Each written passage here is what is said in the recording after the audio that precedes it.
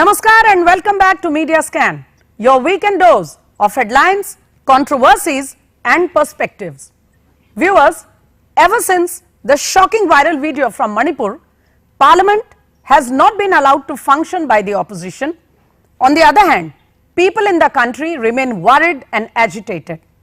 At the same time, there are debates and questions about what happens when similar incidents are reported from other parts of the country. In the midst of all this, there is another shameful report coming from Udupi in Karnataka, which still remains somewhere guised in questions and mysteries. So, on Media Scan this evening, is the sensitive issue of crimes against women becoming a prey to partisan politics? Also, is the media also a contributor here? Discussing this very important subject on Media Scan this evening, I have here with me Yogita Bhayana, well-known social activist. She identifies herself as a person who is an anti-rape activist and provides help to victims in getting justice. Welcome to Media Scan, Yogita Bhayana. Thank you so much, Nitaji, for inviting me for this needful discussion. Also joining me here, Rashmi Samant, whose name you have been following in the context of the Udupi incident. She is the whistleblower who brought the incident to light, and we have still not seen exactly what happened there. Rashmi, welcome. Thank you very much. Also with me here, our old panelist from Media Scan, Vicky Nanjappa, well-known journalist, an expert on several issues. He also has been tracking the developments in Karnataka very keenly. Joining us from Bengaluru, Vicky Nanjappa, good evening. Thank you, Smitaji, for having me over. Thank you so much. Coming first to Yogita Bhayana. Yogita Bhayana, you have expressed very serious views on the incident in Manipur. I was following them on social media and elsewhere. But at the same time, a lot has been expressed about, when similar incidents happen in Rajasthan, in Chhattisgarh, in West Bengal particularly. And I have some data here with me which shows that it's not just that a lot of incidents have been reported. Some of them are really very harrowing incidents. So how do you feel when you see the situation that is one incident getting so much traction and so many views are coming and people are agitated, rightly so, but the same kind of attention is not given to incidents in other parts of the country? I mean, have those women committed any mistake because they live in one place which is ruled by a certain political dispensation and not another one? Do you think this is a factor somewhere? Smitaji, I deal with similar cases day and night. Whether it was Congress government, when Nirbhaya happened, we protested against that current regime then Congress, and till now we are still asking for justice for women across India. So I don't see women as from particular state, I see them from women from India. So for me, they are not from Manipur, Rajasthan or from Chhattisgarh, they are from India. But what happened in Manipur, I'm sure in your history of your journalism, have you ever seen that kind of a brutality? I mean, women are paraded naked, the guy is shoving his hand into a private part. What not they have gone through. You cannot compare two cases. I'm so sorry. This is really wrong on the part of media to say Chhattisgarh mein aise hua, waise hua. It is really wrong to compare two cases. Every case has its own severity. We cannot compare two cases. It is below the dignity of the women to compare such cases. What happened in Manipur is a complete failure of law and order. The government has collapsed there. There are riots happening there. So you can imagine the women are more vulnerable right now. The attention is needed more in Manipur. I'm not saying Rajasthan, I'm not justifying. I have personally met the CM of Rajasthan and I have shared my concern, and I have also given my offer to help him sorting the issues. I have been meeting across the the states, but at the same time I would urge media not to divide it on the basis of the regime. Prime Minister is for the country. Yes, Prime please Minister make your is point. for the country. He cannot get away by saying ki Manipur mein ho raha hai. There's one question here, Yogita, there is one question. Number one, why do you as an activist think that the situation is different in the context of Manipur, number one? And why were incidents in other states did not create such an impact in your view? Because there is a total collapse of law and order there. There is a right-like situation. There are people getting killed. Women are getting molested, raped every single day. and it has been created, it has been declared by the CM himself. He came on record and said that so many incidents happened. Have you, in your history, I'm asking you, have you ever seen something like this? In your journalism history, have you ever seen like women being paraded naked? So I am not the only one. I don't think it's about me, Yogita Bhayana. I don't want to keep this discussion about me. It's about victims. I have seen worse in Jharkhand. I have seen worse in Jharkhand. Smitaji, why even I have to justify? This question was wrong, first of all. As a woman, you should not be asking me what Manipur is different than Rajasthan. I'm sorry, it is below the belt. Do you ask no, because you yourself said. You yourself said that Manipur. Could you sleep that night you saw the Manipur video? Could you sleep that night? So no, but I could not sleep on various previous occasions. That is the wrong question to ask, first of all. That is the wrong question to ask. Fine, please do not tell me what to ask, but you can cancel my point, you can counter my point, and you have done it well. My voice. What happened in Manipur, you cannot compare with any other thing. Fine, point taken. This is not a good thing to do. This is really not a good thing to do. Every case is different, every case is serious. Please stop comparing. As a journalist, please first fulfill your responsibility not to compare. At least I can expect that from politicians, but I hope you're not from a particular party, so at least do your whatever work in an appropriate way. Yogita Bhayana, number one, it is not about comparison.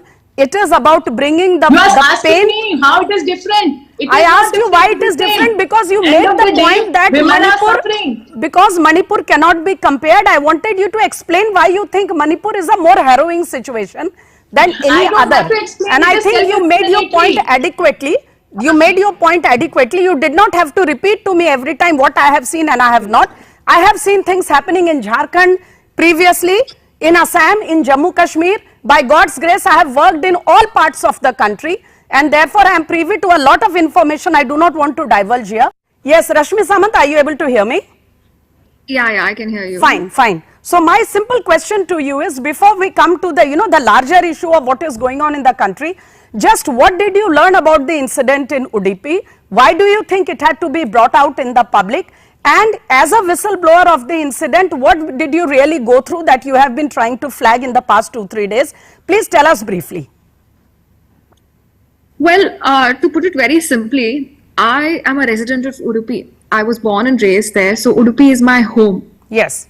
On 20th of July, I read in a local newspaper that 2 days ago, a couple of girls were caught in a college trying to make secret videos of other girls in a toilet, and that this incident was reported but let go of with a simple apology. I was concerned that a serious crime like this was being swept under the carpet with just a written apology, and I was pretty concerned because this is not something that you need to let go of this way. And I wrote about it on my Twitter handle, saying that, this is not all right and this is happening in Udupi and that this requires proper investigation. And anything and everything that I'd already written on my Twitter was well within my freedom of speech, because I was just amplifying facts which were reported in the local newspaper. I wasn't claiming that this is something that is exclusively known to me or this is something that I heard of from somewhere. Nothing of that sort. It was are you saying the matter was already in the public domain, at least at the local level? At the local level, yes, but it was a very small column, you see, in the corner of the newspaper and on some nondescript page. So it was not in the mainstream per se, but it was already out there. I put out my tweet, and then the tweet became quite popular, and it was being circulated in all of the local, WhatsApp groups. So it was forwarded everywhere. And then people were like, oh, did this really happen? And then they started questioning authorities. They started questioning everybody.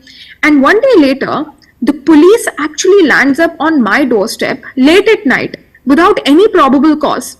So they come to my house, they land at house late at night, and they have no reason whatsoever. They're not saying anything like, okay, Rashmi, you've said this is wrong, you need to take this down. No, 1 second, Rashmi, allow me.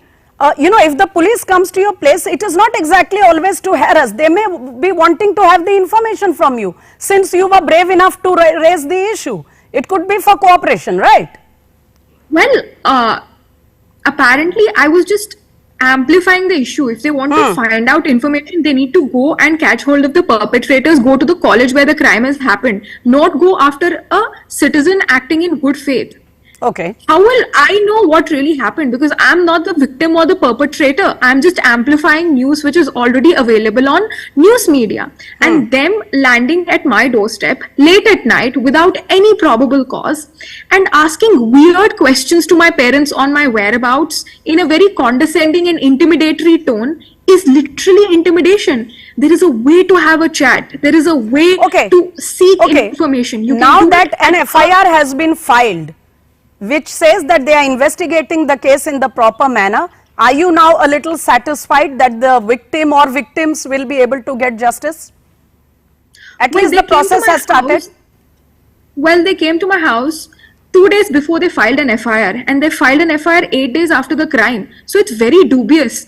And the girls from the college have come forward saying that the phones have changed hands and that the phones that were given to the police now are not the ones on which the recording was made. So the girls from the college have come forward and said this to camera on Kannada. So I think there's a little bit of a language barrier in this case as well, which we are seeing as it evolves.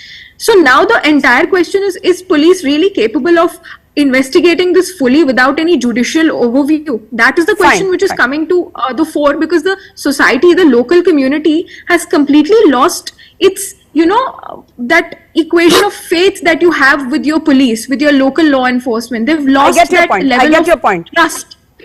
There is lack of trust on the police, whether they will do a fair investigation and a prosecution. We'll wait for that. Vicky Nanjappa, what have you been able to report so far in what is going on in Udupi, as well as, if I am not wrong, you were saying that, there are trends visible in other parts of the state. We hope those reports are wrong, but nevertheless, we have to get to the bottom of it. Also, the government has been favoring a CBI investigation into the manner of, the matter of the viral video, the incident, as well as the people who circulated it and everything associated with it. Do you think Karnataka also needs some attention, even though the incidents are of an entirely different nature? But the question of lack on state police remains. Yeah, I mean, I would, always stick by the point is that each case has to be looked differently. We sometimes tend to compare two cases, and that is when things start getting, kind of diluted. Fine. Yeah. So sometimes, I've just come to this Udupi incident itself. I'll be very honest, until Rashmi started tweeting, none of us knew anything about it here sitting in Bangalore. So it was that hush-hush. Okay. Right. Number one point, the thing is, I am not, going to, make this one, come to any kind of conclusion saying what was exactly the motive behind it and all that. I would, still wait for the investigation, although I don't have much faith in it. That is one. To be more noise made on it. That is one thing. First, it began with the college administration hushing it up, and then the police refusing to act. And the worst case is that, what the police initially did was, try to shoot down the messengers. Okay, that is, very scary. My only concern is that those areas, the coast, which we talk about, Udupi, then, I would also include Shimoga. There is a proper mechanism. No, 1 second. What is it in Shimoga? I am afraid here in the national media, there is no word on Shimoga. Is there anything to worry about? Worry about, yes, there are so many of those modules and sleeper cells which are there. These cases have been busted. That Mohammad Sharik, that guy who, tried to blow himself up in Mangalore, is also from the Shimoga area. That is one thing. Okay, so there is a lot of undercurrent which is happening. And especially when it comes to these smaller towns, the thing is you have to be much more careful. Okay, now they say that they have filed an FIR, we'll look into it. That is one part of it. But the thing is, what if many such incidents go unreported? That is, what happens then? How many times are you going to have, a strong activist coming and making noise? What if the activists themselves at times miss it?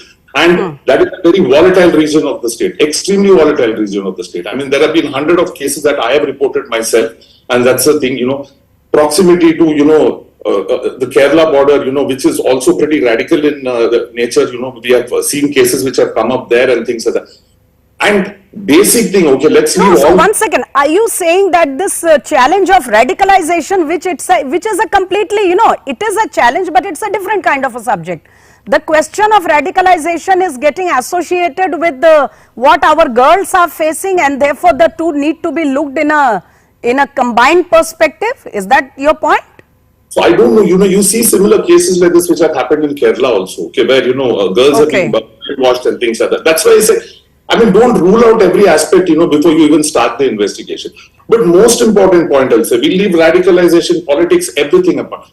How on earth is a girl filming another girl, irrespective of religion, prank? I don't understand that, okay? That was, it really blew my mind at that time. So let's get down to the basics of that. Number one point. Maybe one religion, maybe another religion. You can't go film girls out there. Okay, one thing. Whether you shared it or not is a different question. So that itself, I think the law and order mechanism failed. That is the thing. If a girl is, recording somebody and the police are saying, okay, I'll come back to it, Vicky. I want to bring back Yogita Bhayana here. Yogita Bhayana, a girl has reason to believe that she has been filmed in an objectionable manner, and her pictures and not only videographing, they have been circulated illegally. Another woman somewhere in Rajasthan goes to the Thana to report some men who are threatening or abusing her. Instead of getting justice, she is raped again in the police station. Similar incidents are reported from many other parts of the country where women go to the... Now I am coming not to those who are perpetrators of the crime, but who are supposed to safeguard law and order. When the victims go to them, they face another, a new chapter of harassment, which is even worse in this case, because they are supposed to be protectors of the law. What in your experience is the problem? Why do our law enforcement agencies, whether the police or others involved, do not want to believe women who are victims of crime? And why do they have to, why do people have to come out as whistleblowers and activists like you to, help them get justice?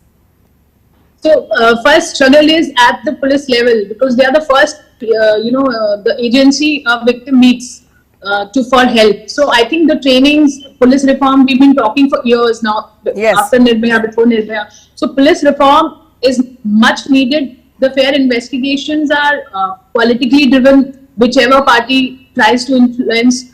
That is another thing. Third, for sure, is the mindset, the social fabric, which we talk about our society, how we perceive our women, how we treat our women, and how do we treat them. Of course, that's the very, very basic of it. So what are the actions done on that? Any awareness, any action plan on that? I know it is not government job. Of course, it is a societal issue, but I expect more from the government, because we got this government changed from Congress to BJP to see the difference in the center. I'm talking about, and the different state, governments. I always urge them as an activist and as group of, organizations together. We always say that the trainings, the mindset things, these are the very important issues. We might ignore them. We might say, one second. Global power. On the one hand, constitutionally, law and order is a state subject. But on the other hand, when situations like these arise, the fact about sensitization of the police force, about having more women in the police forces, though that itself is not a solution, I think. And all the other issues. Yes. So I'm not saying hire more women police. I'm not saying that. Trainings and giving them more resources, giving them investigation equipments, everything. It's like it's like a full circle. I'm not talking about just hiring women constables. So yes. So one peg in this full circle is also the fact that there is somewhere willy-nilly, there is a sort of a political direction to the police to investigate some cases in a certain manner and not do in some other manner. Have you see the Delhi example of Delhi police? You see Brij Bhushan, how Aram say he's out and he was not investigated for so many months. So there are so many examples. So many political leaders themselves are involved in sexual crimes, are getting scot-free. Religion institutions, people like Ram Rahim, Asa Ram, they are also politically motivated. They are vote bank for the political parties. So I would not scare one party. I would say every party has such vultures of sexual violence, in their parties, and one should take a stand. I think that's the leadership which has to take a stand, whether it is center or the state, different government. I am not with any government. I understand. That. Fine. Every government has failed. Rashmi Samant, sometimes an MLA son, sometimes an MLA himself, sometimes a minister's son in Rajasthan, sometimes the head of a sports body, sometimes some other public representatives, all over the country we have examples of people who are in high positions, who themselves or their family members or their associates, you know, somehow get pulled into allegations of crimes against women, and that is where we see the actual political interference happening. What in your view, how serious is this question when it comes to women victims, and how do you think can this be addressed? Because, you know, I mean, let us be practical. The political force, the political identity of governments cannot be wished away. So what do you think is the way out for women victims to ensure justice? Can it be done without making a noise like we have to? Well, as a woman myself and somebody who was in college not too long ago, I empathize a lot with these young girls. You know, these young girls have their entire life ahead of them. You know, they're going to get married, they're going to have a family, they're going to have their careers ahead of them. Yet they're put in a position where so much activism is required to get them justice, and that risks their identity from being leaked, that risks their, you know, entire future being brought into question. And that is very sad, because as a society we are not able to give them justice, the justice that they deserve, you know, in the right format, without a hullabaloo being created about it. Even here in Udupi, had they just gotten justice, you know, straight away, you know, the FIR lodged straight away, investigation happens straight away, and then they're swiftly given justice, then so much hullabaloo wouldn't have been made about Yes, this. in fact, There wouldn't have been a in the threat to context their, of Udupi, like you said, there was every effort from the college or the institute management to get the video deleted, to try to brush it under the carpet. Even today, they are not ready to accept that, you know, an offense has been committed. In Manipur, there was a, you know, in May itself, there was an FIR lodged, but only after the viral video comes out, there is a, you know, arrest of some persons. We hope at least now it will reach its logical conclusion. That brings me to the question, you know, there is this question of shooting the messenger. You know, like in your case, the police landed at your doorstep. I mean, they should have first landed in the college is the logical, you know, thing to do. But they landed at your doorstep, and even if they had not intended to harass you, their manner was such that you and your family felt intimidated, and I believe you have had to keep your location undisclosed currently because you are afraid that there is too much hounding going on.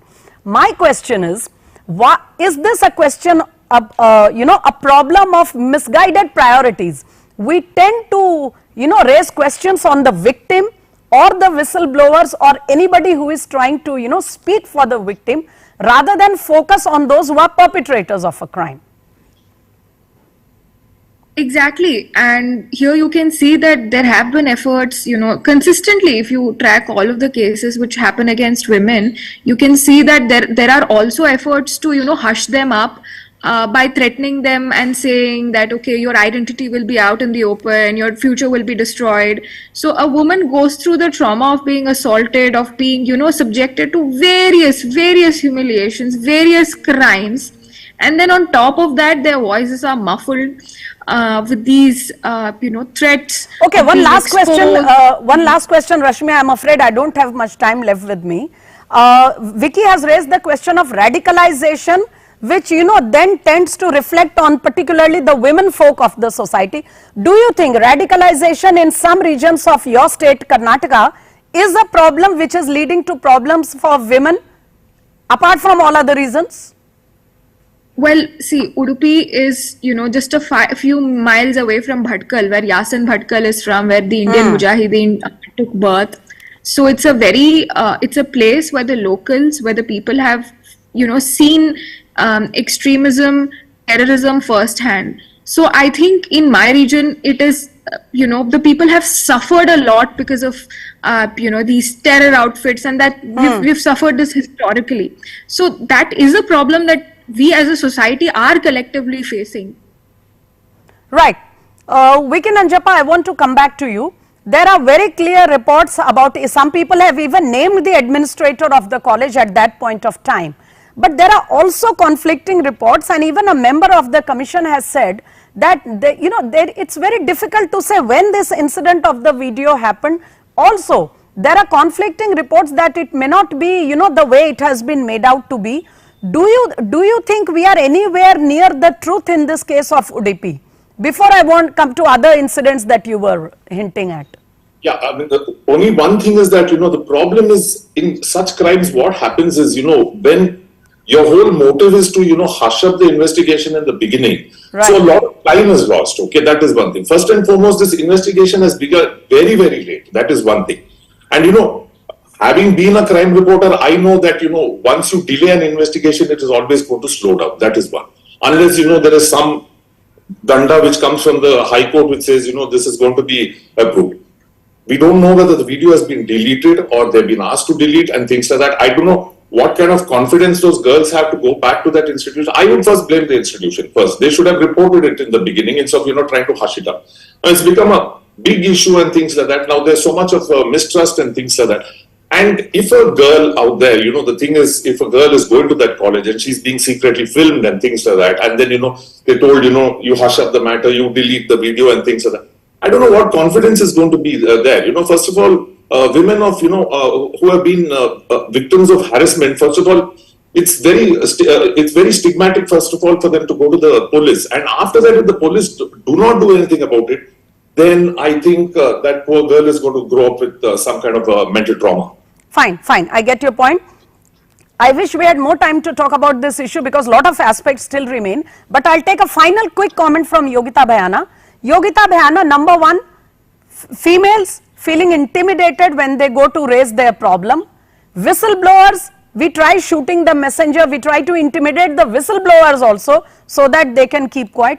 And finally, an effort to hush up issues when they are related to women to make it look like ye to hota rehta hai, this can keep happening, we should not, blow it beyond proportion. What is your take?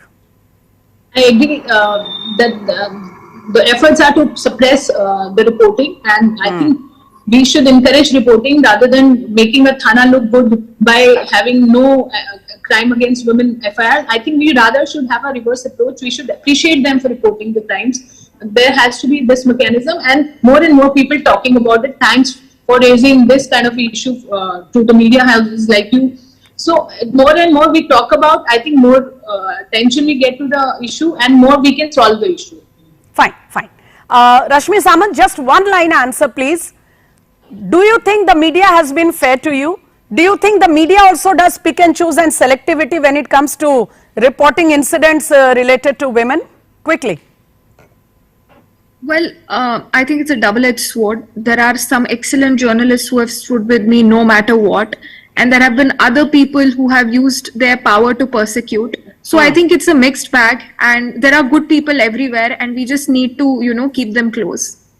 Fine. So that brings us to the end of this conversation. I may please thank Rashmi Samant, Yogita Bhayana. Thank you ladies for sharing your thoughts so clearly, and also Vicky Nanjappa, always ready to join us whenever we have asked him. Thanks again. Thank you. Thank you so much. Viewers, those were very, very strong thoughts from our panelists. Not all of them agreeing on everything, but certainly there is agreement on one thing. Whatever be the nature of the crime, there should not be an effort to brush it under the carpet, whether it is from authorities, the society, or the law enforcement agencies. Also, comparing my rape versus your rape is a complete no-no. This needs to be tackled in a more holistic manner. Only then we can ensure less crime for women, if not zero crime, and certainly bring justice to those who have been wronged. On that note, it's a wrap up on Media Scan for this evening. See you next weekend. Namaskar.